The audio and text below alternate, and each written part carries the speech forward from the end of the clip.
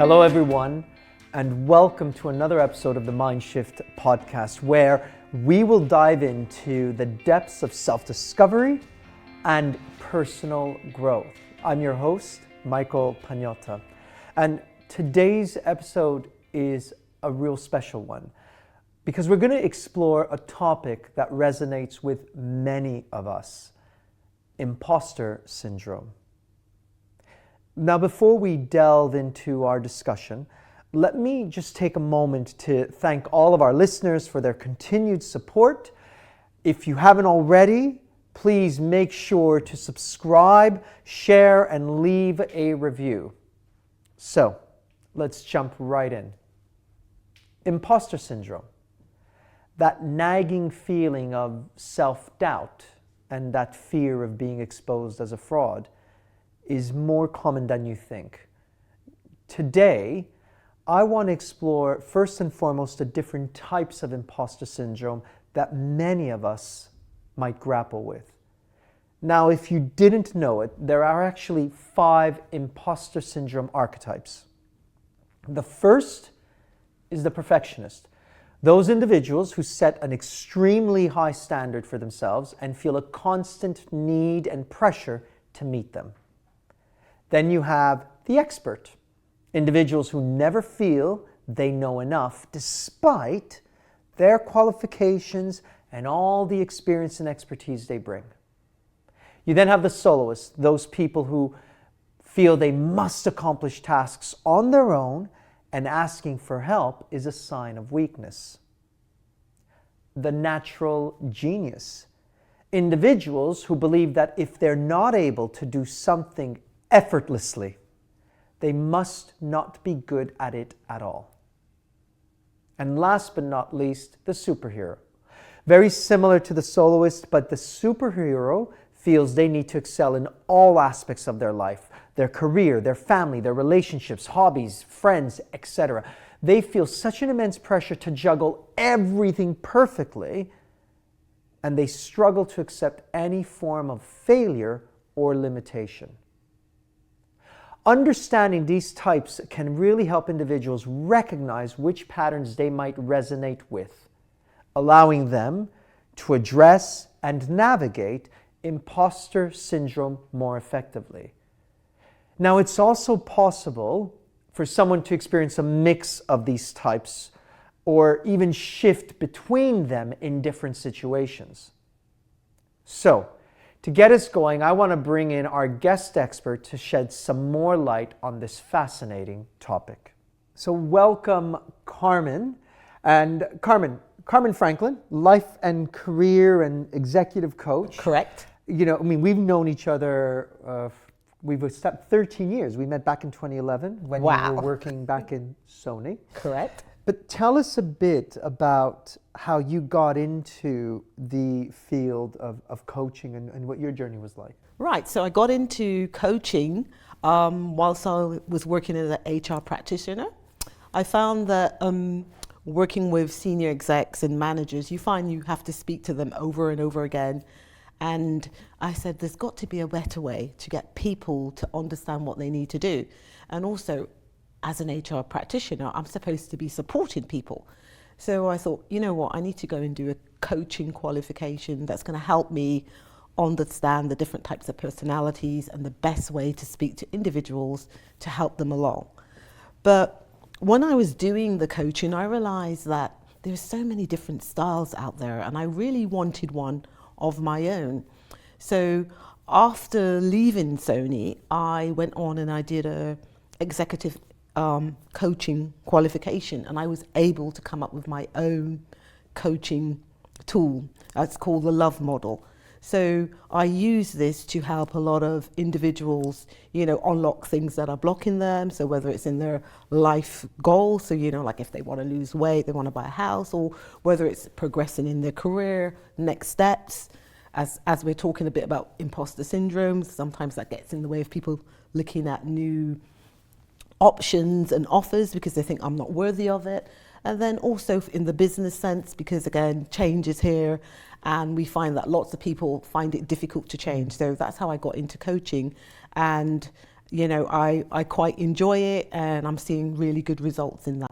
I mean, it's interesting what you say there, Carmen, because your background in HR, and in fact, both of our backgrounds, having been in HR for numerous years and starting our careers there, it's interesting because when we think of our experience as HR practitioners and now as coaches, we probably have a real closer lived experience of the imposter syndrome that we may have witnessed in our field because of having seen, when we're talking about talent succession and promotions, and we see people promoted into roles, and obviously as the HR practitioners, those individuals then come to turn to us if they feel they have the relationship about what they're feeling or why they want development or what they're struggling with, and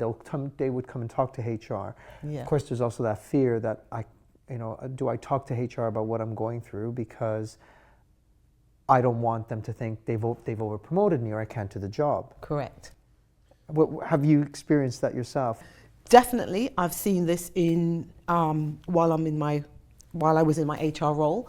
I saw where a lot of managers, and I guess it's more gender as well. I notice it more sometimes in the females.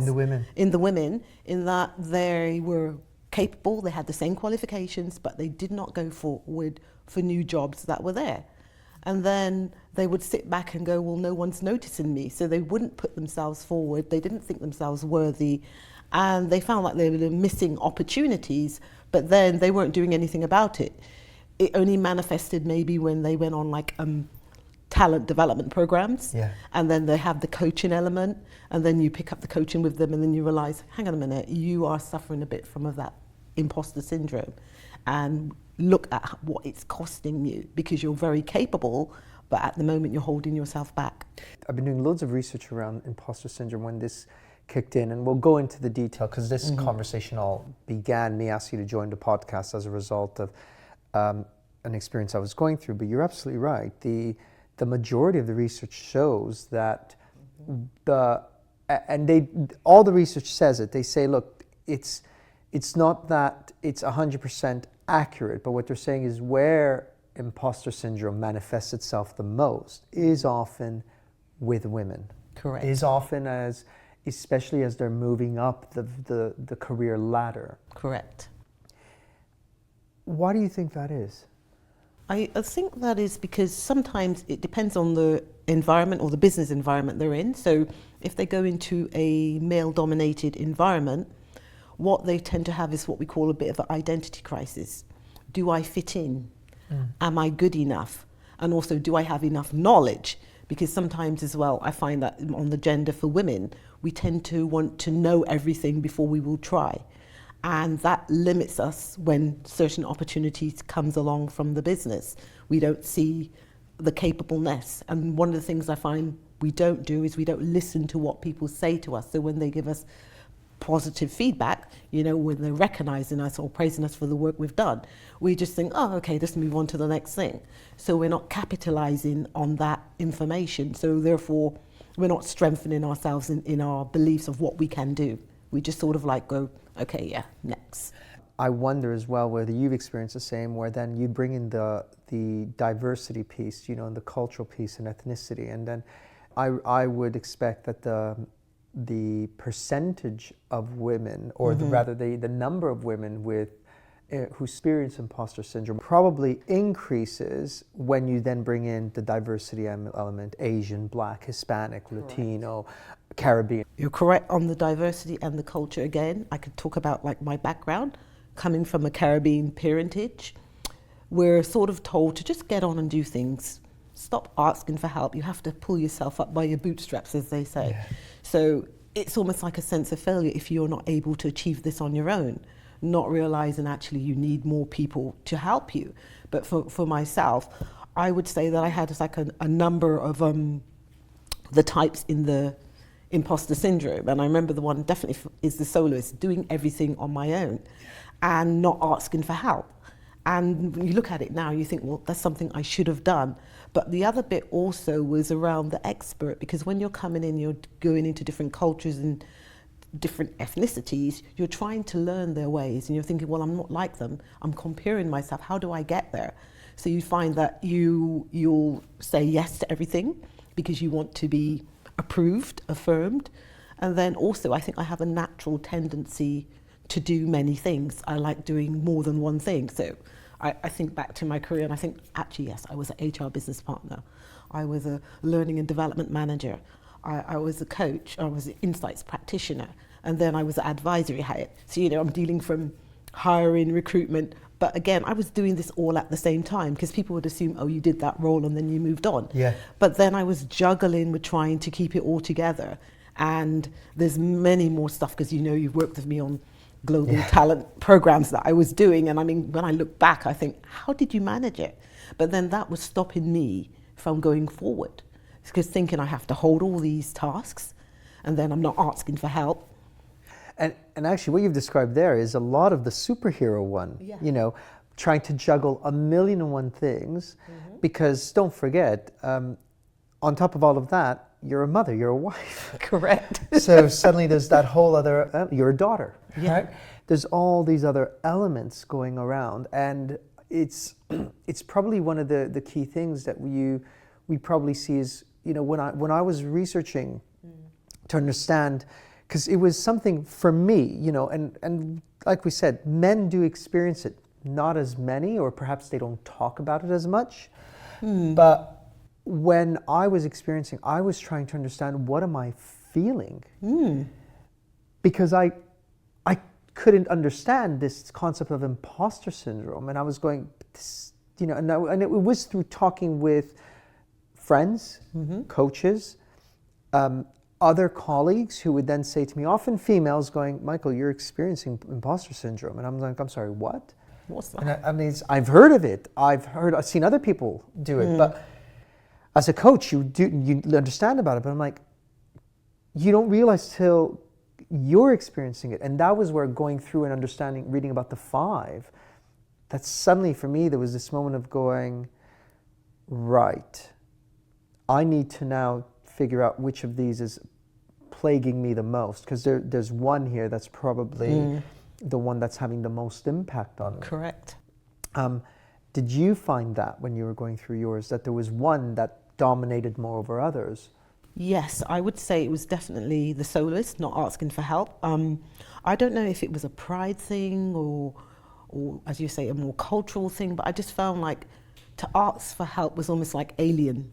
And I think because it was ingrained in me to constantly do things yourself. I mean, when I was in conversations with other people, I would glean bits of information. And it was only later that I took on a mentor. And she told me, you've got imposter syndrome. And I was thinking like, I do? Me? But I'm achieving all these different things. She goes, no, but you're not asking for help. And it's taking a toll on you. So I realized that only once I got a mentor that I truly understand that I was going through it. But it's just this feeling like no matter what you do, it's not enough. And then you're doubting your capabilities. You wake up and go, who am I? What am I doing? I'm not sure I'm doing the right thing. It could be just before a presentation, meeting with a consultant, and then your mind's a bit jumbled. So then you start doubting yourself, and then you're like, oh, I probably need to go and do another course. So you start finding ways to build yourself back up. But then you're sort of caught in a loop, because you have these negative thought patterns going through your head all the time. So when you wake up, you're feeling this downward feeling on you, and you can't explain it. So it's only when someone gives you the name, then you can think, So to me, you have to have an open, honest conversation with yourself, with someone else, and actually discuss what you're feeling. And a lot of people who, like you said, don't want to ask for help, sometimes that's really hard to do. It's interesting you talked about that self-doubt, because that was probably one of the biggest moments for me where a few months ago, a former colleague of mine at a client I had been working with, she'd moved company, but she posted something on LinkedIn about imposter syndrome. And she goes, but it feels more like doubter syndrome, because you're doubting everything, your capabilities, your thoughts, your answers to questions. And she said it was only when she was in a meeting, someone acknowledged her and said, that's really good. I hadn't thought of it that way. She goes, and that was the first time I suddenly realized, okay, actually I do know what I'm talking about.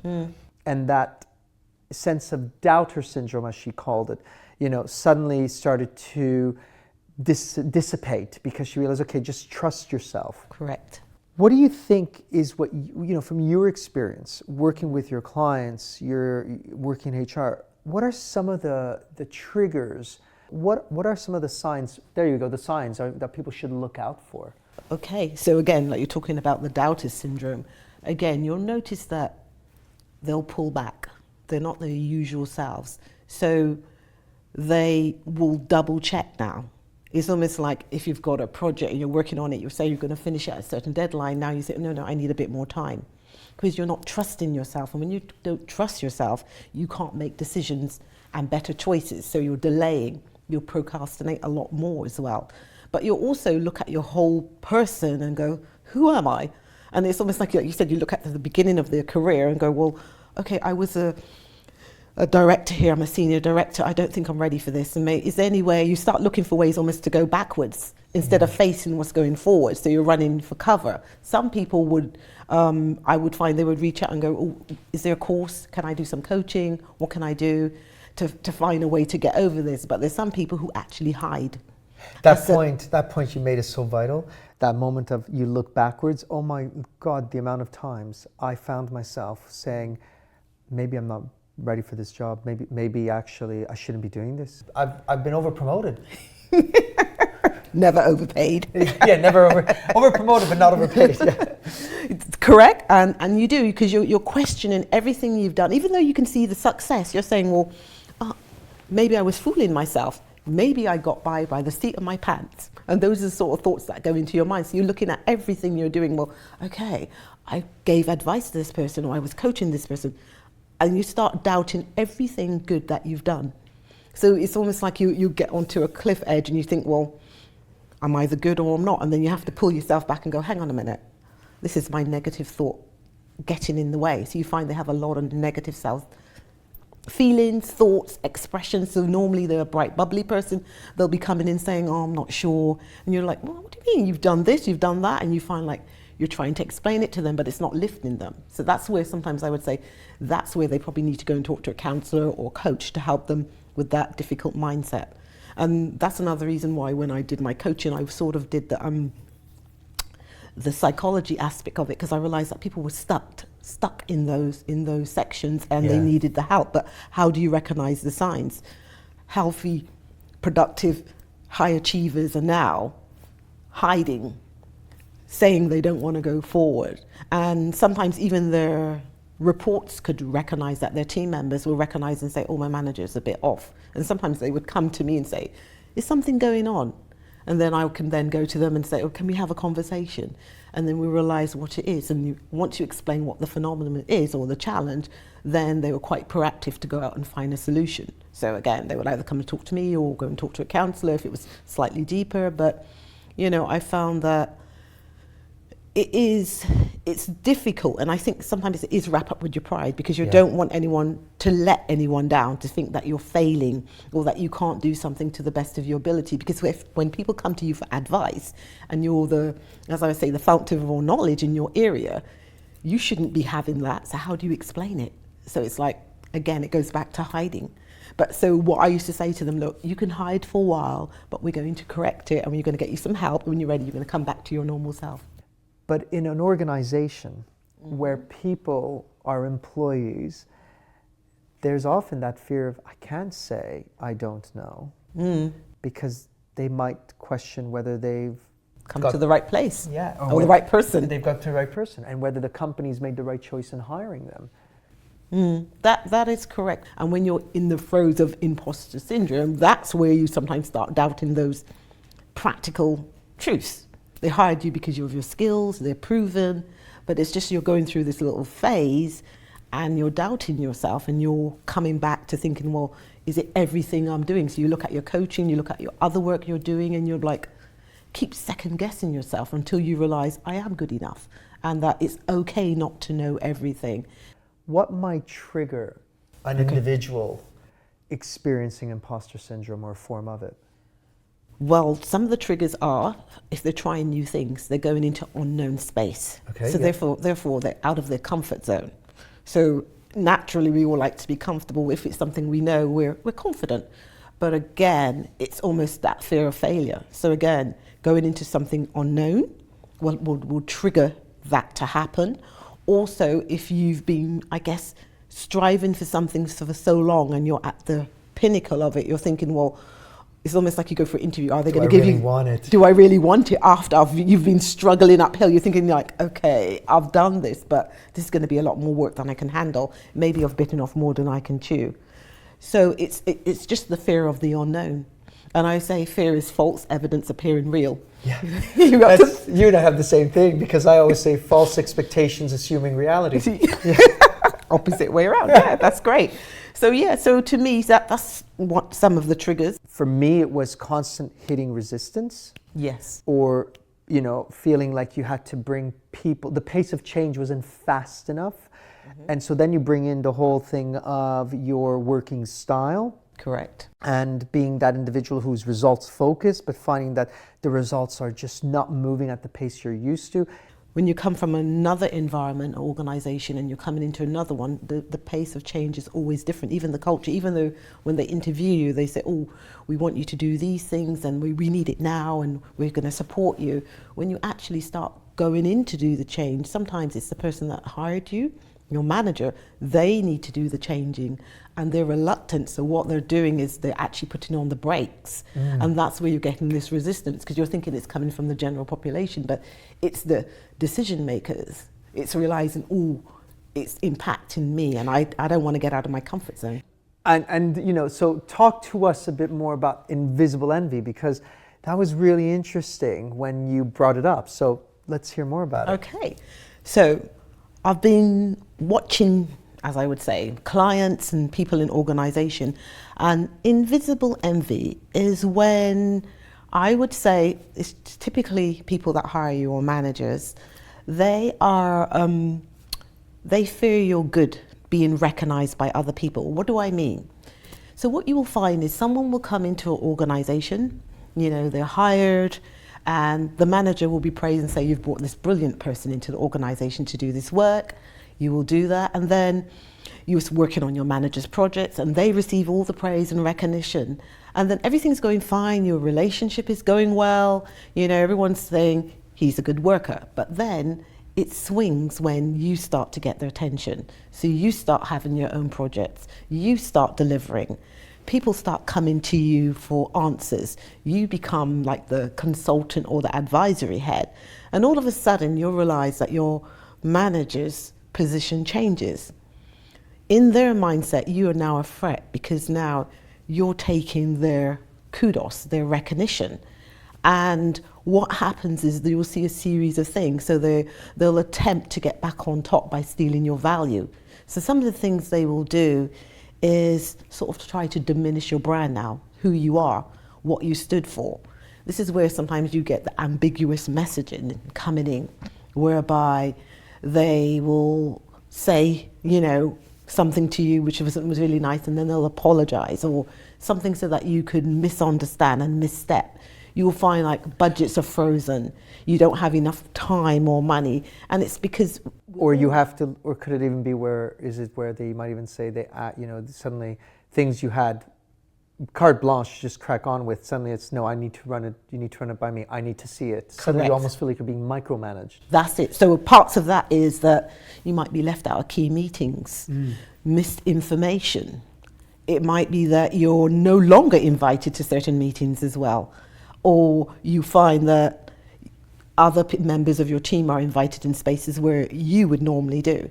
So what you're seeing is a shift in the manager's behavior, and it's a sense of envy, but in their mind, they're trying to control the situation because they want to be number one again. And to me, sometimes a bit of maturity, but it's about them just thinking, this is my space, I've brought you in, you do what I want you to do. When? It's almost like you're a tap. They turn you on and off with the quality and the type of work that you do, but they control it. So it's almost like they trot you out and say, go and present to the board, come back, So then the board congratulates them, go and do this project and come back. So it's about them having the sense of control. But then I also say what they end up doing is they kill the culture and environment. But but in situations like that, they're actually literally creating that sense of imposter syndrome for that individual, because suddenly that person who's gone from, I've been in these meetings, I'm presented to board, I've got all these projects, suddenly as they start to feel the reins being tightened. Within that person, they literally do. And because they're your manager or person in position over you, they determine whether you stay or go. So I look at it that there's losses on both sides, because again, the business is going to lose someone with great skills, knowledge, behaviors, and the individual is going to have their sense of value and worth knocked down. And this is where the imposter syndrome comes in, because they're thinking, well, like you said, the job's not for me, or I wasn't good enough. But actually it's the manager's own challenge of fighting to stay on top. And what I would always say is they always want to be the teacher, never the student. Yeah. You know, they think they know everything, so they too suffer from it a bit by saying, I'm the expert, this is the way things go around in our organisation, and we're keeping to that line. And you find a lot of people will side with them because they want to stay on the status quo line. They don't want to lose their jobs or put their head up to say, well, no, this is not right. So they're impacting that individual on a bigger level, but also the business. They lose out because then another person may have walked away or go to another job thinking they're not valued. And to do a great job anywhere, you have to believe that you're a valuable human being, and that what you have to say and do is worthwhile, especially when you're qualified and you've got experience and you've been doing it for a number of years. And especially if a person has, interviewed you, pursued you and hired you into your organization, then to find out that things are not working. So sometimes, so you imagine you've got someone causing it, the imposter syndrome, and then you're actually feeling it as well at the same time. So that's where you get that double. So imagine you've got your manager or the senior leadership team or senior leader, whoever it is, but it's obviously someone in a position of power. Correct. That will create that is going through that invisible envy, which is interesting, because if we really want to get into psychology of it, what we really could say is, well, they're creating invisible envy, or they're feeling invisible envy because they're going through their own imposter syndrome. Correct. Because of your success. Correct. But what they decide is to to mask that by taking control of everything. And because it could be a manager, but it could be someone in a senior leadership position. Correct. But as a result of it is, what do you do, the individual who is at, mid-senior level, but not at, executive level, for example, of way of talking about it. But you're that senior manager who's experiencing and going through imposter syndrome due to the fact that someone, your manager or another leader, has created, or numerous people have created that invisible envy. How do you deal with that? What's the answer, if there is one? Well, may not necessarily be an answer, but again, the answer for the individual, the thing is, do you stay in that environment? Because it's toxic for you, it's not helping you.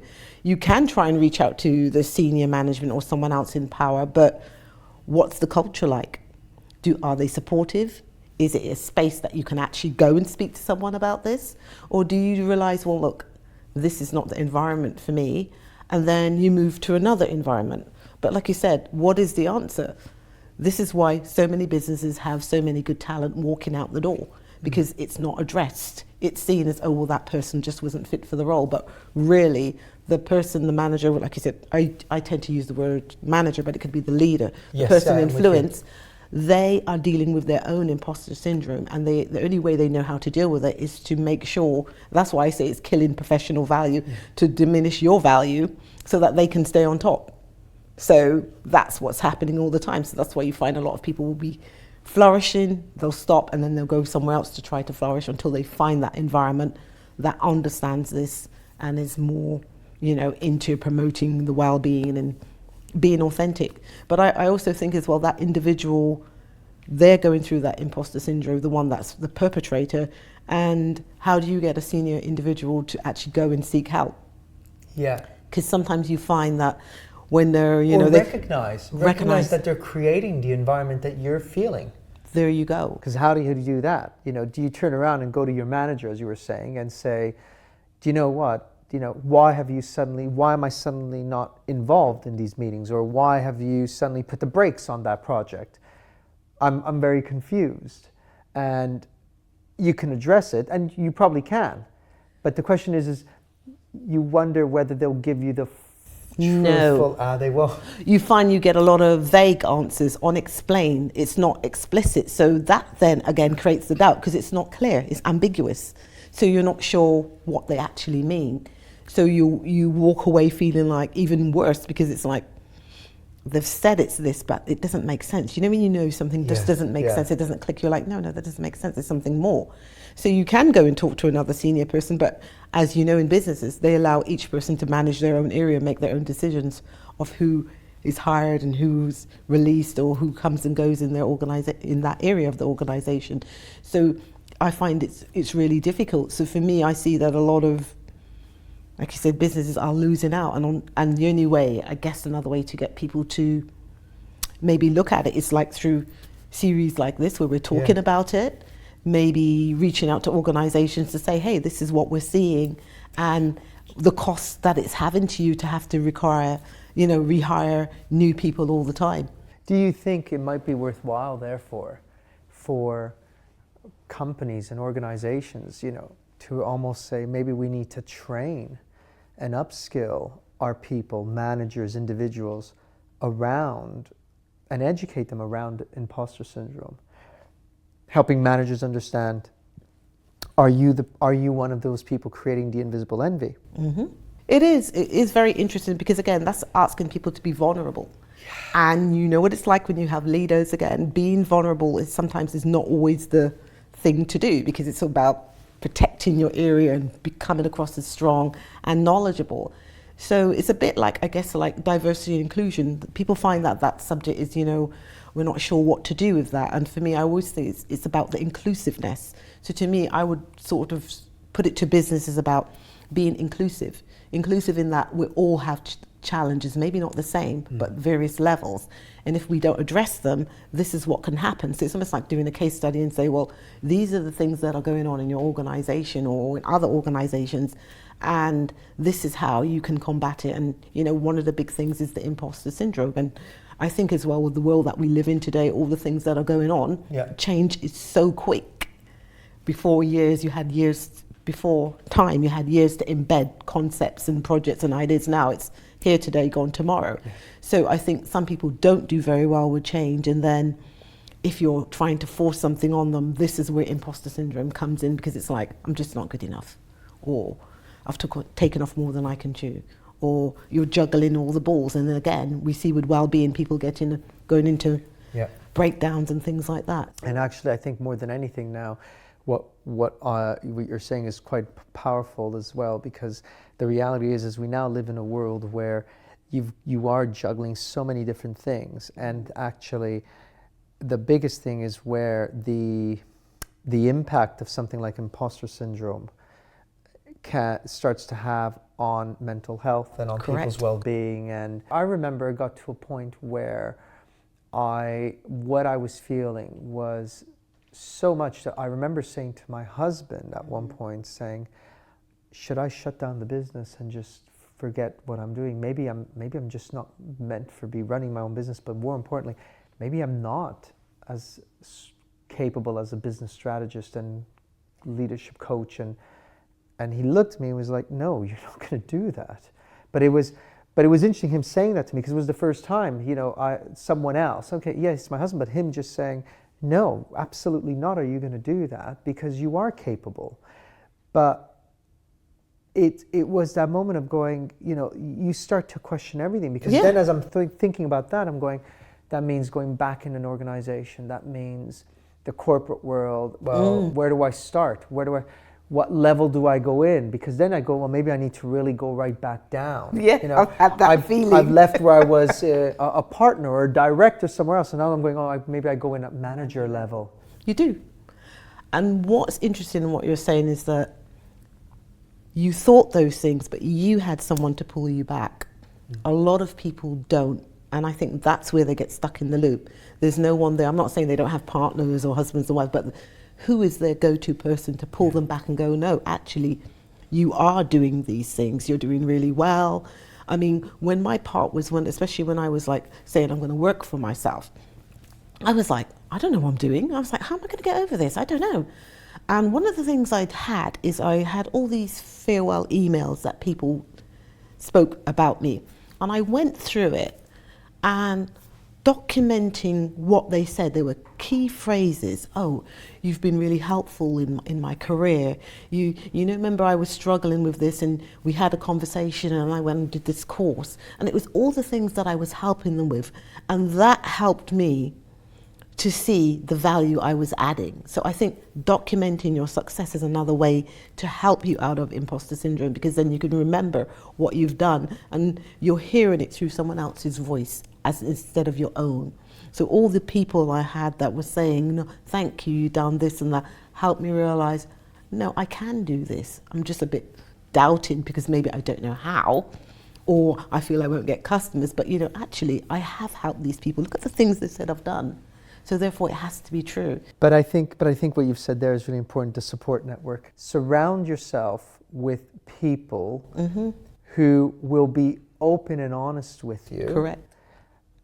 Who will point out what you can work on, but also who will paint an honest picture and be there to toot your horn and shout your name and support you, or even talk you through it. Because I think what was great when I was going through it was, number one, having a network of coaches, yourself, loads of people outside. In fact, going outside of the friend zone is even more important. So other professionals that you can leverage to go and talk them through with, I think becomes much more powerful, because they'll be able to help in at least being a sounding board. Correct. I guess I would say I use my two sisters, because one of them is CEO of a distribution company, JSL Trading, and she was a marketeer first. So she's very expressive, and the way she spoke was animated. She goes, no, you've done this, don't forget. You remember, you've done your coaching, you love your insights, and you tell me about it, you know. So this is just a phase you're going through. Then I have the other sister who studied psychology. She's working for another organization. And she said to me, no, remember when I had my conversations with you, you were able to talk me through. So again, I think, and then even my son, he doesn't know anything too much about, you know, the field that I was working in. He was able to come back and say, well, no, you're really good at this. Even like people in my church, when they were speaking to me, they will come and say, oh, you remember you presented on this topic and it went really well. So I agree, having a network of different people and diverse voices helps you to almost like think, well, if they believe in me, I better believe in myself. Yeah. Carmen, that is a great place to end. Thank you for being here. Thank you for inviting me and allowing me to talk on this topic. It's been great, and we look forward to having you on our next episode when we get to it. And in the meantime, to all our listeners, thank you so much for watching and for listening.